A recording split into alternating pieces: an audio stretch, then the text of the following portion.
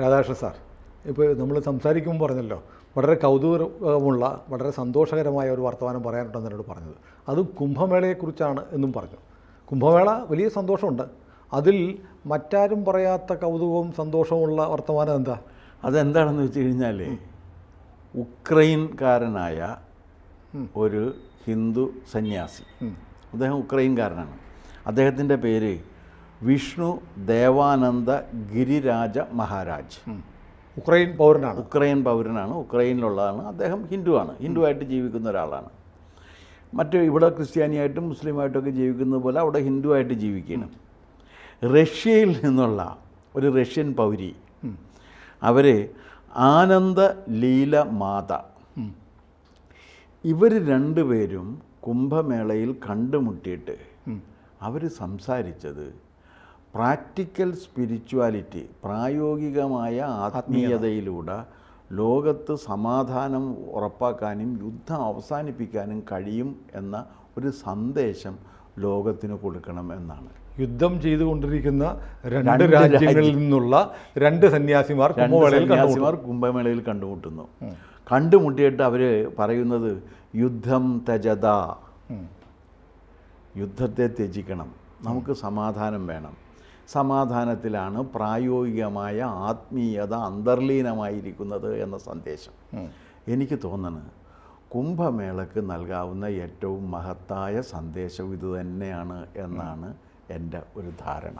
അതാണ് ഞാൻ പറഞ്ഞത്, ഇതുവരെ ആരും ശ്രദ്ധിക്കാത്തൊരു കാര്യം നമുക്ക് പറയാൻ കഴിയും. ഞാൻ ഈ സബ്ജക്റ്റിൽ നിന്നും വിട്ട് സാറിനോട് കാര്യം ചോദിക്കട്ടെ. അതായത് ഞാൻ സമീപകാലത്ത് ഇങ്ങനെ ഈ ഇസ്ലാമിസ്റ്റുകളുടെ ഒരു ക്യാമ്പയിൻ കണ്ടു. നിങ്ങൾ ഈ ഇസ്ലാമിനെ കുറ്റം പറയുന്നുണ്ടല്ലോ, ഈ ഞങ്ങൾ യുദ്ധം ചെയ്യുന്നു, ഇസ്ലാമിക രാജ്യങ്ങളിലൊക്കെ യുദ്ധമാണെന്ന് പറയുന്നു. ഹിന്ദുക്കളെ നിങ്ങളുടെ ഭഗവാൻ പറഞ്ഞത് യുദ്ധം ചെയ്യടാന്നല്ലേ? യുദ്ധം തജത എന്നാണ്. പിന്നെ അർജുനോട് യുദ്ധം ചെയ്യടാന്നല്ലേ? അതെന്താ കാര്യം എന്ന് വെച്ച് കഴിഞ്ഞാൽ, ഡു യുവർ ഡ്യൂട്ടി എന്ന് പറയുന്നതും യുദ്ധം ചെയ്യാൻ പറയുന്നതിന് രണ്ട് കാര്യങ്ങളാണ്. നിങ്ങൾ ഒരു മാധ്യമ പ്രവർത്തകൻ നിലക്ക് നിങ്ങൾ നിങ്ങളുടെ ജോലി ചെയ്യാൻ പറയുമ്പോൾ നിങ്ങൾ സത്യം എഴുതുകയും ആ സത്യം ആരെല്ലാം ഹനിക്കുകയും ചെയ്യും എന്നുള്ളത് നിങ്ങളുടെ പരിഗണനാ വിഷയമല്ല. സത്യം പറയുക എന്നുള്ളതാണ് നിങ്ങളുടെ പരിഗണന. അതാണ് ജേർണലിസം എന്ന് നമ്മളൊക്കെ സങ്കല്പിച്ചിരിക്കുന്നത്. ഇപ്പം അങ്ങനെയല്ല. അത് വേറൊരു ഏറ്റവും ദൗർഭാഗ്യകരമായൊരു കാര്യമാണ്. കാരണം സത്യം പറയും എന്ന് പ്രതീക്ഷിക്കപ്പെടുകയും വിശ്വസിക്കപ്പെടുകയും ചെയ്യുന്നവർ ലാഭം കിട്ടിക്കഴിഞ്ഞാൽ നുണ പ്രചരിപ്പിക്കും എന്നുള്ളതിൻ്റെ ഉദാഹരണമായിരുന്നു നോട്ട് പിൻവലിച്ചു എന്നൊക്കെ പറഞ്ഞിട്ടുള്ള വാർത്തകൾ വരുന്നത്. അത് പോയിക്കോട്ടെ, നമ്മളതിനെക്കുറിച്ചൊന്നും പറയുന്നില്ല. സാധാരണ ഇതിൽ അതാണ്. ഇത് ഈ അർജുനൻ്റെ കാര്യത്തിൽ, അർജുനൻ ബൈ പ്രൊഫഷൻ അയാൾ സോൾജിയറാണ്, പട്ടാളക്കാരൻ ആ പ്രൊഫഷനിൽ നിൽക്കുകയാണെങ്കിൽ അയാൾ യുദ്ധം ചെയ്യണം. കാരണം അയാളുടെ ജോലി എന്ന് പറയുന്നത് രാജ്യരക്ഷയ്ക്ക് വേണ്ടിയിട്ട് യുദ്ധം ചെയ്യുക എന്നുള്ളത് തന്നെയാണ് അയാളുടെ ജോലി. പക്ഷേ ഈ നമ്മുടെ ഹിന്ദു മിത്തോളജി എടുത്താൽ യുദ്ധമില്ലാത്ത ഒരു കഥയുമില്ല, യുദ്ധമില്ലാത്തൊരു അവതാരവുമില്ല, യുദ്ധമില്ലാത്ത ഒരു എപ്പിസോഡ് പോലും ഇല്ല. അല്ല, അങ്ങനെയല്ല. യുദ്ധം എന്ന് പറയുന്നത് ഇത് ഒരു മനുഷ്യ സ്വഭാവത്തിൻ്റെ ഭാഗമായിട്ട് ചിലപ്പോഴൊക്കെ വരുന്നതാണ്. സ്വാർത്ഥത എവിടെ വരുന്നുണ്ടോ, സ്വാർത്ഥതയാണ് യുദ്ധം അതിൻ്റെ ഏറ്റവും വിപുലമായ അർത്ഥത്തിൽ. എല്ലാം എനിക്ക് വേണം എന്ന് ഞാൻ കരുതുമ്പോൾ ഞാൻ യുദ്ധത്തിലാണ്. യുദ്ധം ഈ കാണുന്നത് മാത്രമല്ല, ആയുധമെടുത്തുള്ളത് മാത്രമല്ല, എല്ലാം എനിക്ക് വേണം എന്ന് കരുതി ഞാൻ കരുത്തും കൗശലവും ഉപയോഗിക്കുമ്പോൾ ഞാൻ യുദ്ധമാണ് ചെയ്തുകൊണ്ടിരിക്കുന്നത്. യുദ്ധം എന്ന് പറഞ്ഞാൽ ആയുധം എടുത്ത് ഇങ്ങനെ വാൾപ്പയറ്റ് MGRും MN നമ്പ്യാരും കൂടി വാൾപ്പയറ്റ് നടത്തിയിരുന്ന പോലെ വാൾപ്പയറ്റ് നടത്തുന്നത് മാത്രമല്ല, ഇതും യുദ്ധമാണ്. ഇനി ഇസ്ലാമിസ്റ്റുകൾ പറയുന്നതിനെക്കുറിച്ച് ഞാൻ പറഞ്ഞു കഴിഞ്ഞാൽ ഒരു കാര്യമുള്ളത്, 33 വർഷക്കാലത്തെ പ്രവാചക ജീവിതത്തിനിടയിൽ 62 യുദ്ധം നേരിട്ട് നടത്തിയ ആളാണ് മുഹമ്മദ് നബി. നിങ്ങൾ അതിനെ ഇതും തമ്മിൽ കമ്പയർ ചെയ്യരുത്, താരതമ്യം ചെയ്യരുത്. എന്ന് വെച്ചാൽ ഒരു വർഷം ശരാശരി 2 യുദ്ധം വെച്ച് പുള്ളി നടത്തിക്കൊണ്ടിരുന്നു. അപ്പോൾ അദ്ദേഹത്തിൻ്റെ ഈ ജീവിതം മുഴുവനും യുദ്ധം ചെയ്യാനുള്ള തയ്യാറെടുപ്പും മാത്രമായിരുന്നിരിക്കണം. അതല്ല ഇതല്ല. പിന്നെ യുദ്ധം അവസാനിപ്പിക്കുന്നതിന് വേണ്ടിയുള്ള എല്ലാ ശ്രമങ്ങളുമാണ് ചെയ്യുന്നത്. മറ്റത് അങ്ങനെയല്ല, പോകുന്നു, ആരാധിക്കുന്നു, അതൊന്നും ചെയ്യുന്നു, അവരെ കീഴടക്കുന്നു, അവൻ്റെ വസ്തു കൊടുക്കുന്നു, പിടിച്ചു പറിക്കുന്നു, ഇതാണ് ചെയ്തിട്ടുള്ളത്. അടിമയാക്കുന്നു, അവൻ സ്ത്രീകളെ ബലാത്സംഗം ചെയ്യുന്നു, പട്ടാളക്കാരെ ബലാത്സംഗം ചെയ്യുന്നു. ഇതൊക്കെ എന്ത് ന്യായമാണുള്ളത്? അതല്ല ഇത്. ഇത് ഡു യുവർ ഡ്യൂട്ടി എന്നാണ് പറയുന്നത്. അത് വിശദമായി ചർച്ച ചെയ്യുന്നത് യുദ്ധം മാത്രമല്ല, അവരവൻ്റെ ജോലി എന്താ, അവനവൻ്റെ ജോലി അത് ചെയ്യണം. അത് കൃത്യമായിട്ടും വൃത്തിയായിട്ടും ചെയ്തിരിക്കണം. ഒരു ബുച്ചറാണെങ്കിൽ നിങ്ങൾ ഒരു ഇറച്ചി വെട്ടുകാരനാണെങ്കിൽ ആ ഇറച്ചി വെട്ടുന്ന കാര്യം നിങ്ങൾ കൃത്യമായിട്ട് ചെയ്തിരിക്കണം. ഇറച്ചി വെട്ടുകാരൻ്റെ അടുത്ത് പോയിട്ടാണ് ഒരാൾ അദ്വൈതം പഠിക്കുന്നത്. മഹാഭാരതത്തിലൊരു കഥയുണ്ട് അങ്ങനെ. ഈ മധുരയിലേക്ക് പോവുകയാണ്. ആരുടെ? മധുരയല്ല, മിഥിലയിലേക്ക് പോകുന്നു. മിഥില ഭരിക്കുന്നത് ജനകനാണ്. ജനകൻ്റെ മിഥിലയിൽ ചെന്നിട്ട് അപ്പോൾ ഒരു സന്യാസിയോട് പറയാണ്, ഒരു സ്ത്രീ പറഞ്ഞു വിടുന്നതാണ്, താനിതൊക്കെ പറയുന്നുണ്ട്, അവിടെ ഒരു മിഥിലയിൽ ഒരു ഇറച്ചി വെട്ടുകാരനുണ്ട്, അയാളുടെ അടുത്ത് പോയിട്ട് പഠിക്കാൻ പറയാണ്. അവിടെ ചെല്ലുന്ന സമയത്ത് കാണുന്ന ഇയാൾ ഇറച്ചി വെട്ടിക്കൊണ്ടിരിക്കുകയാണ്. ആടിനൊക്കെ ഇങ്ങനെ മുറിച്ച് കൊടുത്തുകൊണ്ടിരിക്കുകയാണ്. അപ്പോൾ ഇയാളൊന്ന് ചോദിച്ചപ്പോൾ ഇയാൾ പറഞ്ഞു, ഇത് ഞാൻ എൻ്റെ ജോലിയാണ്, ഞാൻ ആ ജോലി ചെയ്യാണ്, ഇത് മനുഷ്യന് ഉപകാരമുള്ളൊരു കാര്യം ഞാൻ ചെയ്തുകൊണ്ടിരിക്കുകയാണ്. പക്ഷെ ഞാൻ ഇതിൽ നിന്ന് ഞാൻ എനിക്ക് വേണ്ടിയിട്ട് മാത്രമായി ഒന്നും ചെയ്യുന്നില്ല. എനിക്ക് വേണ്ടിയിട്ട് മാത്രമായി ഞാൻ യാതൊന്നും ചെയ്യുന്നില്ല എന്നാണ് പറയുന്നത്. എമിലി ഡിക്കൻസൺ പറയുന്ന ഒരു വാചകമുണ്ട്. എമിലി ഡിക്കൻസൺ, അത് വളരെ ശ്രദ്ധേയമാണ്. അതിനകത്ത് ഏറ്റവും വലിയ പ്രശ്നം എന്താണെന്ന് വെച്ചാൽ അതിൻ്റെ അടിസ്ഥാനത്തിൽ മലയാളത്തിൽ ഒരു കവിതയും ഉണ്ടായിട്ടുണ്ട്. അപ്പം അത് യാദൃച്ഛികമായിട്ട് ഇപ്പോൾ ഞാൻ ഈ അടുത്ത കാലത്ത് എമിലി ഡിക്കൻസനെ വായിച്ചപ്പോഴാണത് കണ്ടത്. If I can stop one heart from breaking, I shall not live in vain. If I can ease one life, the aching, or cool one pain, or help one lonely person into happiness again, I shall not live vain.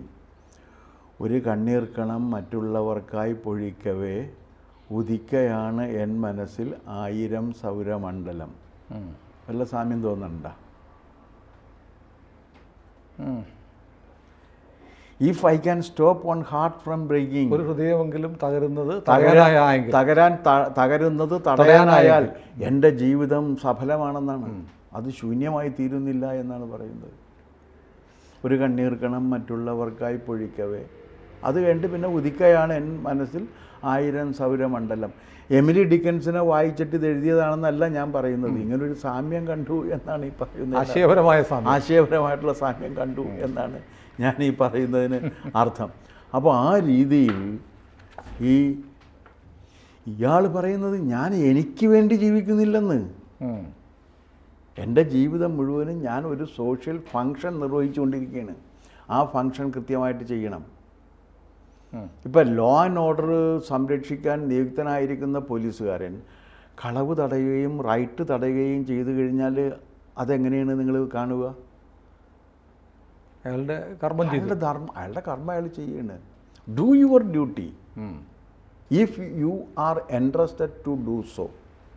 അല്ലെങ്കിൽ വേണ്ട. ഇപ്പം ഞാനത് കയറി കഴിഞ്ഞ് തടയാൻ ശ്രമിച്ചു കഴിഞ്ഞാൽ പ്രശ്നമാണ്. അത് എൻ്റെ കടമയല്ല. അത് പോലീസുകാരൻ ചെയ്യേണ്ട കാര്യം പോലീസുകാരൻ ചെയ്യണം. അപ്പോൾ ആ രീതിയിലുള്ളതാണ് അത് പറയുന്ന.